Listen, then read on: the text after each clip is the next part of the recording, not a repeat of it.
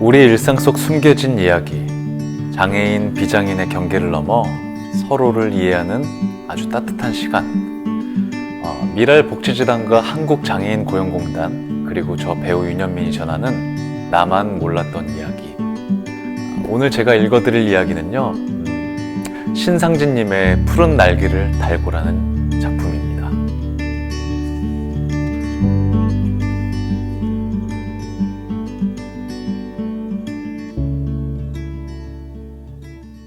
코치님, 나는 여기가 낯설어요. 창수씨가 코끝을 찡긋한다. 오전 10시부터 11시 30분. 오전 근무 중 20번은 넘게 한 말이다. 훤칠한 키와 크고 맑은 눈망울. 깨끗하고 흰 피부가 멀리서도 눈에 띌 정도로 시원스럽게 잘생겼다. 창수씨가 가장 힘들어하는 것은 혼자서 낯선 환경에 처해지는 것이다. 중증장애인 직업 코치인 나는 그의 어려움을 이해하고 직장에 잘 적응할 수 있도록 도와주는 역할을 한다. 3개월간 한 곳에서 장애인 근로자를 돕고 훈련을 한 후 정식으로 업체와 계약을 하면 또 다른 근로자를 맡아서 같은 방식으로 훈련하게 되어 있다. 코치라는 직업은 근로자 100명 이상 업체에서 의무적으로 장애인 근로자를 채용해야 하는 법이 통과된 후에 생긴 일자리인 만큼 역사가 길지는 않다. 중증 장애인은 크게 직접 장애와 자폐로 나누어진다. 장애인 근로자가 할 수 있는 일은 설거지, 환경미화, 택배, 마틀 진열 등으로 지적 역량과 체력에 따라 가능한 업무를 할 수 있도록 돕는다. 장애인에 대한 인식이 제대로 갖춰지지 않은 곳은 의도적으로 비장애인이 하기 싫어하는 일을 골라시키거나 장애를 인정하지 않고 과한 일을 맡기기도 하였다. 코치를 일손 하나 더 딸려온 곳으로 생각하고 직무 범주를 벗어난 일을 강요하는 곳도 있었다. 300명이 넘는 식당에서 설거지를 맡은 장애인을 지도하고 있을 때는 그 사람 옆에만 있지 말고 같이 일 좀 해요. 바쁜데 하나하나 가르쳐서 어느 세월에 도움이 되냐고요? 라고 하는 여사님이 있어 불편한 상황이 만들어지기도 했다. 어떤 회사는 직원들만 반찬을 따로 챙겨 다른 곳에서 식사를 하고 장애인 근로자는 맨밥에 깍두기 하나만 남겨놓기도 했다. 그럴 때면 엄청난 분노가 올라와 어떻게 해야 할지 난감하기도 했다. 장애인 근로자 중에는 그 상황을 민감하게 인식하고 본인이 따지는 사람도 있지만 아예 인지하지 못하거나 억울하다고 생각해도 아무런 대응을 하지 못하는 경우도 많다.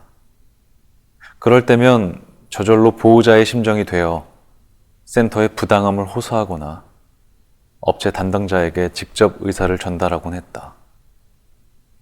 또한 사회적인 역할을 할 수 있도록 훈련시켜야 한다는 생각과 몸과 마음이 상처받지 않을까 하는 우려 속에서 갈팡질팡할 때가 많았다. 어쨌든 분명한 기준은 안전이니 어떻게 하면 위험하지 않게 제 일을 마칠 수 있을까 고심하게 되었다. 한 예로 물류센터에서 일하던 정식 씨가 다른 직원의 어깨를 문 경우가 있었다. 정식 씨의 특성을 알고 있었지만 한 달 동안 근무하면서 돌발 행동을 하지 않아서 긴장을 놓았을 때였다.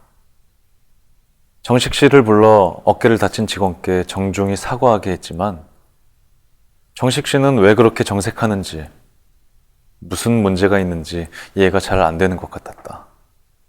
그가 빙글빙글 웃으며 말했다. 죄송합니다. 나는 정색을 하고 정식 씨의 눈을 보며 나를 따라서 다시 사과하라고 했다. 다행히 직원분이 괜찮다고 그만하면 됐다고 받아주어서 그날의 해프닝은 일단락되었다.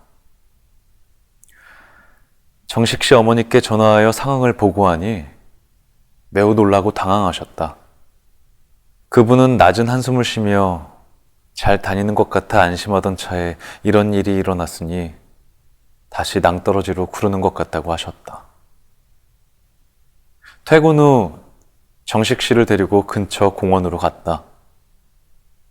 정식 씨는 조금 전에 있었던 일은 잊어버렸는지 싱글벙글 웃으며 따라왔다.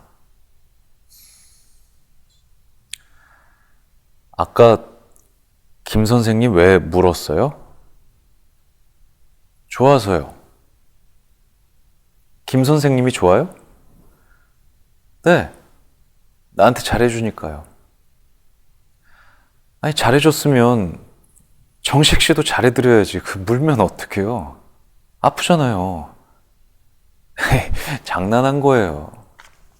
버스 정류장을 향하여 꽁충꽁충 뛰어가는 정식 씨의 뒤를 따라서 터덜터덜 걸으면서 정식 씨에게 잘 맞는 일이 있기를 바라는 마음이 가득했다.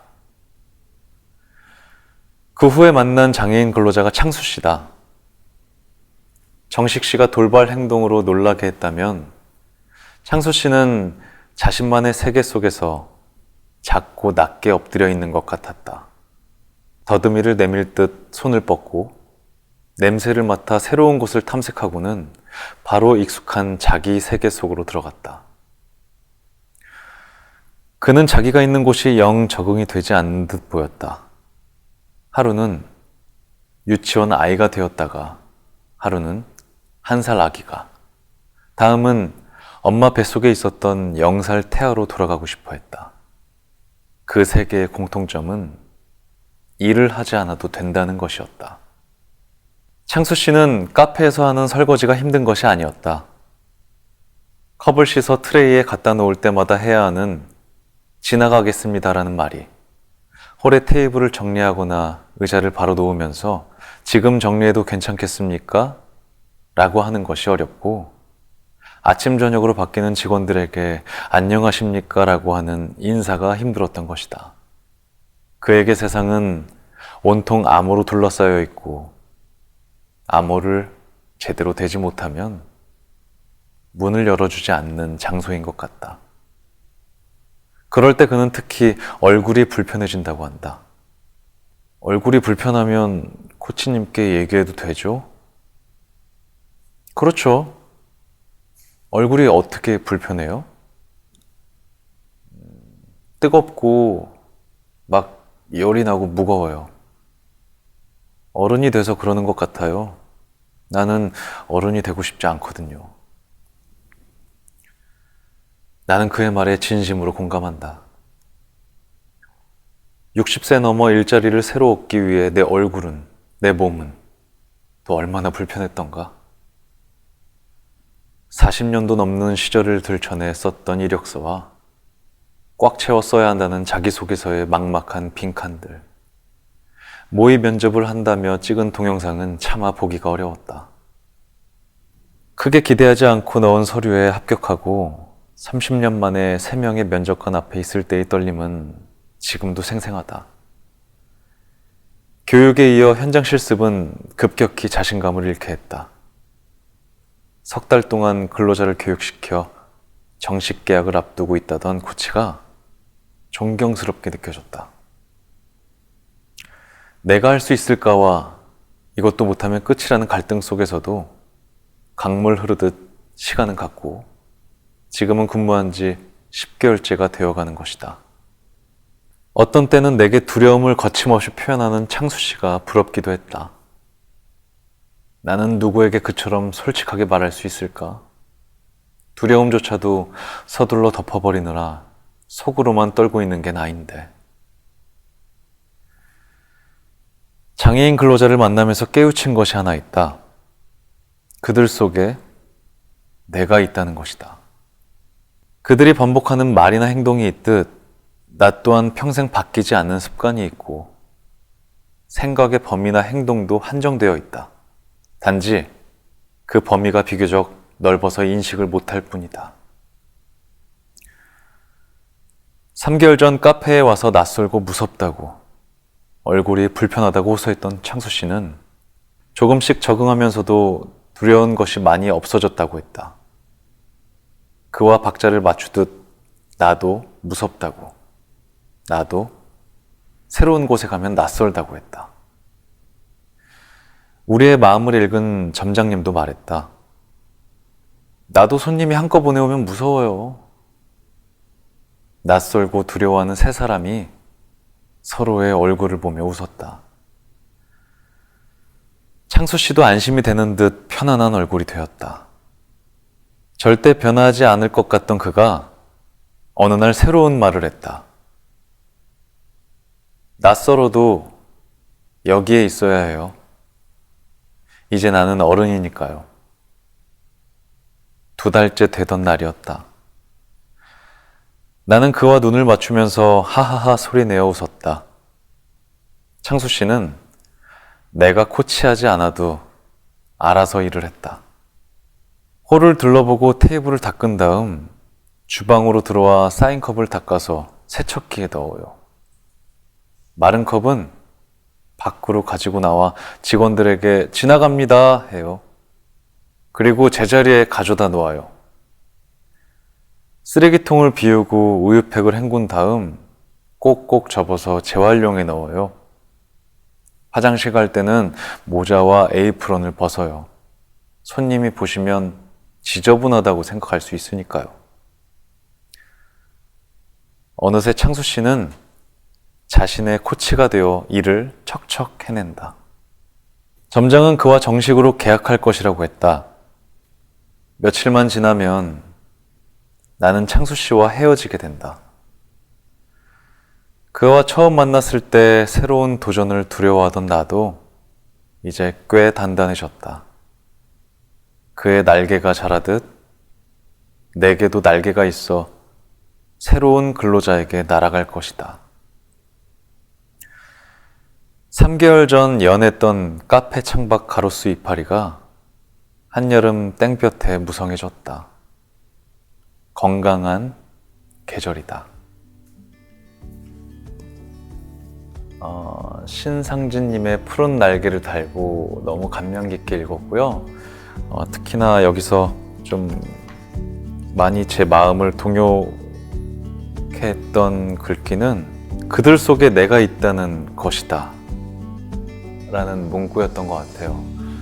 저희가 미처 잊고 살았던 것들을 다시 깨닫게 해준 순간이었던 것 같고, 또 그리고 여기에 이 코치님도 창수 씨를 통해서 많이 성장하고 그 긍정적인 그런 모습들을 보면서 더 한 단계 성장해 나가지 않았을까라는 그 생각을 하게 됩니다.